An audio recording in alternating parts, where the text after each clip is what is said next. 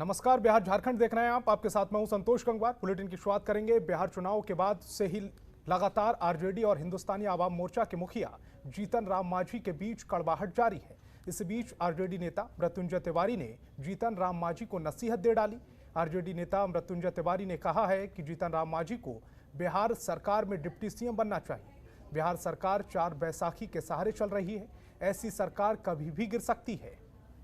जो 2 नंबर की पार्टी है उनको 2 डिप्टी सीएम, 3 नंबर की पार्टी को सीएम, और जिनके बैसाखी पर एनडीए सरकार बिहार में है उनको 1 मंत्री पद, ये तो उचित नहीं है। इसलिए आदरणीय मांझी जी को दबाव बनाकर डिप्टी सीएम लेना चाहिए।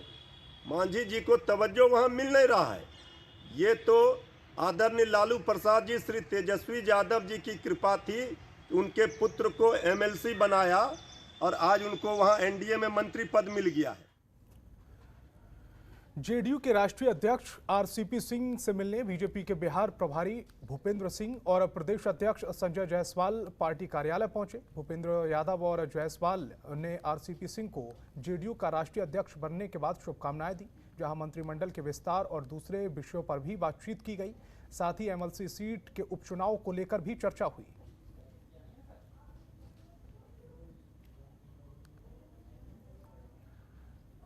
शेखपुरा जिला सर्किट हाउस में पशुपालन मेला कार्यक्रम का आयोजन किया गया। बिहार सरकार में पशुपालन मंत्री मुकेश साहनी कार्यक्रम में पहुंचे, जहां कार्यकर्ताओं ने उनका स्वागत किया। मुकेश साहनी ने कार्यकर्ताओं से मुलाकात की। मंत्री मुकेश साहनी ने किसानों के हित की बात करते हुए कहा कि मत्स्य पालन के लिए तालाब पर अतिक्रमण को मुक्त कराने पर बल दिया जाएगा और बिहार में मछली की खेती होगी और दूसरे प्रदेशों में व्यापार किया जाएगा।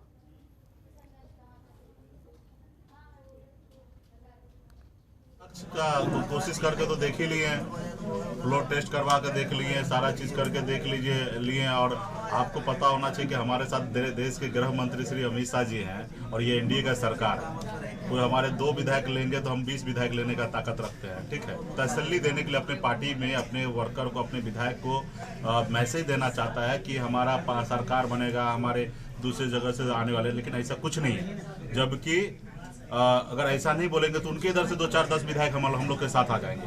तो वो अपने विधायक को, अपने लोगों को संतुष्ट करने के लिए कर रहे हैं। सरकार तो हमारी बन चुकी है।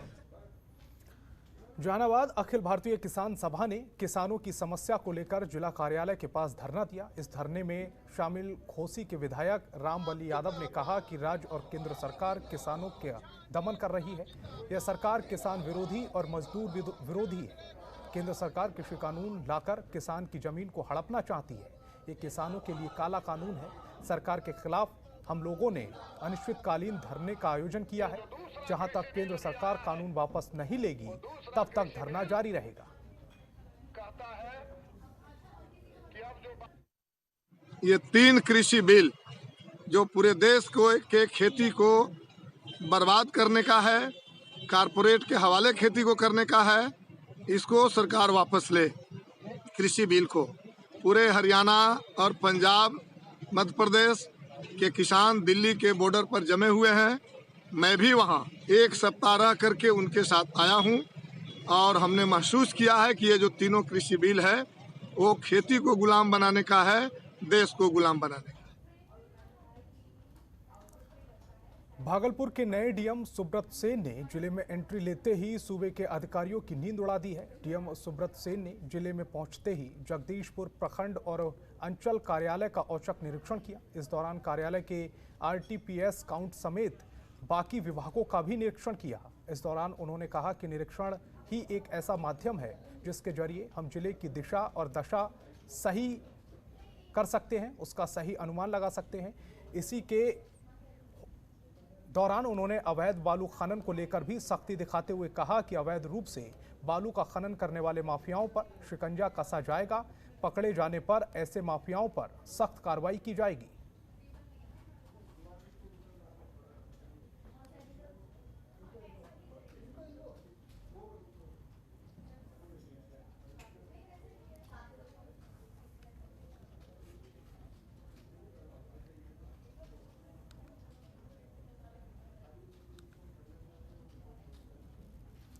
बिहार में नल जल योजना में भ्रष्टाचार की तस्वीर एक बार फिर सामने आई है। दरभंगा के बहादुरपुर प्रखंड के टीकापट्टी गांव में योजना के तहत बनाई गई नई नवेली जल मीनार पानी भरते ही धराशायी होकर गिर पड़ी। जल मीनार के गिरने की वजह से उसके ऊपर रखा 10,000 की क्षमता वाली पानी की टंकी भी पूरी तरह से टूट गई। इस घटना में किसी को जान माल का नुकसान नहीं हुआ, लेकिन जल मीनार और पानी की टंकी के इस तरह टूट जाने से गांव के लोगों में दहशत का माहौल है। वहीं सूबे के अधिकारियों के हाथ पैर फूल गए हैं। मौके पर पहुंचे बहादुरपुर प्रखंड के वीडियो घटना की पड़ताल करने से ज़्यादा लीपापोती करते नजर आए।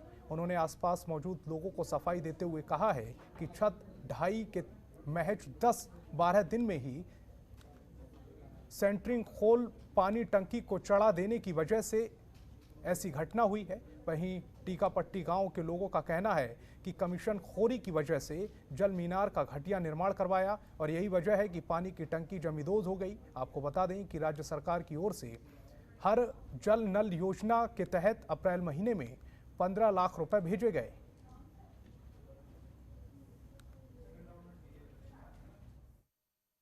तो उसी में जो वार्ड प्रबंधन क्रियान्वयन समिति के जो महिला यहाँ सदस्य हैं और अध्यक्ष हैं, ये जो अध्यक्ष हैं और सचिव जो काम कर रहे हैं, एजेंसी तो वार्ड प्रबंधन क्रियान्वयन समिति ही होती है। उस परिप्रेक्ष्य में हम लोगों को निर्देश यही था कि इसको काम जल्दी से जल्दी पूर्ण हो। इसमें तत्पर भी थे ये, लेकिन वही जल्दीबाजी इनको यही हो गई और गलती मैं जहाँ तक देख रहा हूँ कि शटरिंग वाले को जो कम से कम 22 दिन का मिनिमम होना चाहिए उसके द्वारा ये गलती हुआ है और हम जांच करवाएंगे इसमें और कहाँ कहाँ त्रुटियाँ हैं। टेक्निकल असिस्टेंट से जानकारी मिली थी, उन्होंने ये निर्देश दिया था कि कम से कम 22 दिन तक शटरिंग रहना चाहिए और टंकी अभी नहीं चढ़े। तो भी इन्होंने टंकी भी चढ़ा दिया और शटरिंग खोल दिया समय से पहले, 12 दिन में ही खोल दिया, जिसके कारण ये घटना हुई है। 10-12 रोज हुआ ढलाई, दो दिन ढलाई का हुआ कि हम टंकी चढ़ा दिए और टंकी चढ़ाने के बाद सफाई हम देने लगे सर, सप्लाई देने लगे। आज जो है ना भोर में हम टंकी फुल करके हम निकले, इधर सेटरिंग वाला आया, सेटरिंग खोलने लगा, उसी के सर हवा में छत गिर गया। किसी प्रकार का क्षति हुई? हाँ, किसी प्रकार की क्षति नहीं हुई सर, सिर्फ छत जो गिरा है ना यही क्षति हुई है। कच्चा टंकी फूट गया सर, दोनों टंकी फूट गया।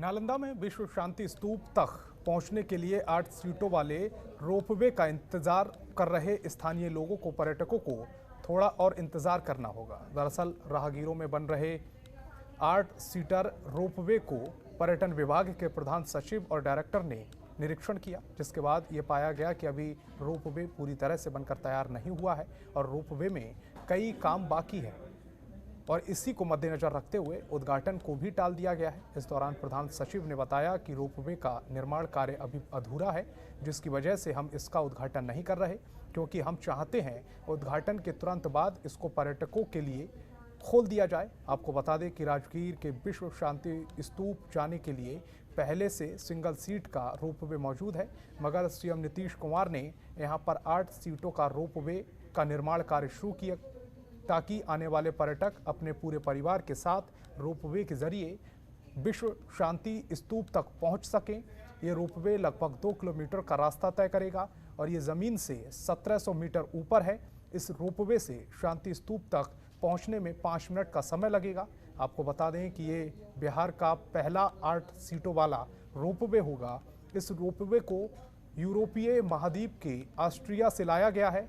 इस बिजली जनरेटर और मैनुअली भी चलाया जा सकता है।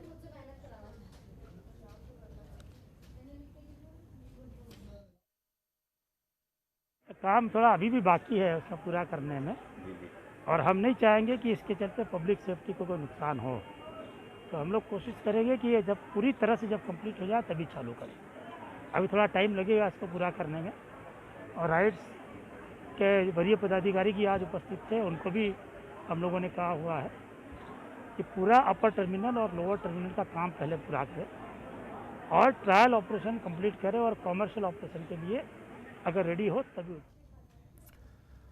बिहार के सीतामढ़ी में गन्ना किसानों के लिए हाहाकार की स्थिति पैदा हो गई है। हालत यह है कि सीतामढ़ी का रींगा चीनी मिल बंद होने की कगार पर है। गन्ना किसान हर रोज मिल के चक्कर लगा रहे हैं, लेकिन इस बार चीनी मिल का पेराई सत्र शुरू ही नहीं हुआ है और एक अनुमान के मुताबिक गन्ना किसानों को 100 करोड़ का गन्ना खेतों में सूख रहा है।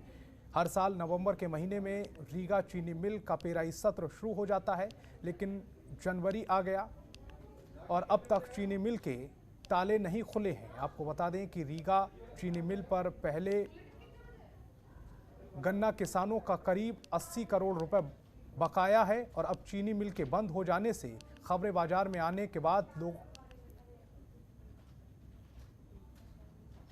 किसानों की बेचैनी बढ़ रही है। कई किसानों को तो कम दाम में अपना गन्ना दलालों को बेचना पड़ रहा है।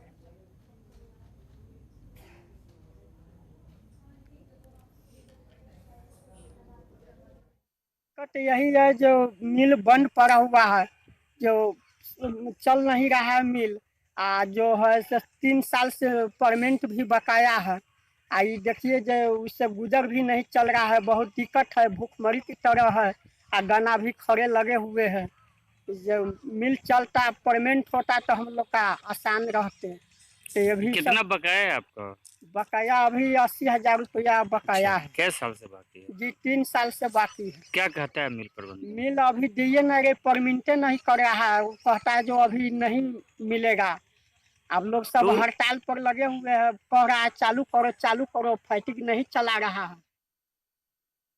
किसानों का मेरे पास 60 करोड़ रुपया इस समय बकाया है। मेरे पास बैंक से अप्रूव प्रॉपर्टी है 350 करोड़ की। मेरे पास लोन की राशि है कुल 160 करोड़।